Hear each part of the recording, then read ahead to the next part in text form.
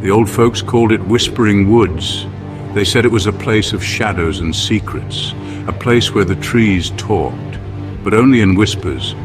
No one dared to listen to the whispers. They said the whispers could steal your soul. Locals told stories around flickering campfires. Stories about people who went into the woods and never came out. Stories about the whispers driving people mad. But the stories were just stories, or were they? They entered the woods at dusk. The air grew cold. Shadows stretched out like long fingers. The silence was the first thing that struck them. It wasn't peaceful. It was heavy, oppressive, as if the forest itself was holding its breath. The trees were tall and ancient, their branches intertwined overhead, forming a thick canopy. It blocked out the last rays of the setting sun. The forest floor was littered with decaying leaves. Each step made a soft, crunching sound. The sound seemed to echo through the stillness. It's kinda creepy. She tried to sound brave, but her voice trembled. The darkness seemed to press in on them. It was alive with unseen eyes. See, I told you it would be fun. But even his usual confidence seemed strained. The silence was getting to him too. It was starting to feel like a presence. They set up camp as darkness fell. The fire crackled, casting flickering shadows on their faces. They told jokes and stories, trying to ignore the oppressive atmosphere of the woods, but the silence seemed to seep into their laughter, making it sound hollow and thin. "Tell us about the whispers," Mark said suddenly.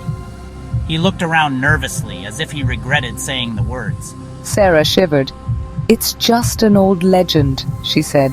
"They say the trees whisper the names of those who will disappear. It's supposed to lure you deeper into the woods." Where you're never seen again, James finished in a hushed voice. He tried to make it sound light-hearted, but a shiver ran down his spine. A log shifted in the fire, sending a shower of sparks into the night. A sudden gust of wind swept through the trees. It made the leaves rustle. It sounded like whispering. Did you hear that? Emily whispered. Her eyes were wide with fear. They listened intently. The wind died down. There was silence again, but it wasn't empty anymore. Now it was filled with a faint murmuring sound. "Mark!" a voice seemed to whisper on the wind. Mark froze. His eyes darted around. "Did you hear that?" he whispered. His voice was tight with fear. "Hear what?" James asked. He tried to sound skeptical, but he couldn't shake off the feeling that they were being watched. "My name," Mark breathed. "I heard my name." The whispers grew stronger. They seemed to come from all directions, always whispering Mark's name. Mark became fixated on the whispers. He started talking back to them. "We have to get out of here," Sarah said urgently. "Mark's not himself." They tried to pull Mark away from the fire, but he wouldn't budge. He was transfixed by the whispering voices. His eyes were glazed over. "Mark, snap out of it," James yelled. He shook Mark's shoulders, but it was no use. Mark was lost in the whispers. In a sudden burst of movement, Mark broke free from their grasp. He ran off into the darkness, following the whispers. Mark! Emily screamed, but her voice was swallowed by the trees. They plunged into the darkness after him, fear lending speed to their steps. The trees seemed to press closer, their branches reaching out like grasping claws. The whispers grew louder, mocking their fear. They called Mark's name until their voices were hoarse, but there was no answer. Only the relentless whispering. The sound seemed to wind around them, tightening its grip. They searched until dawn, but they found no sign of Mark.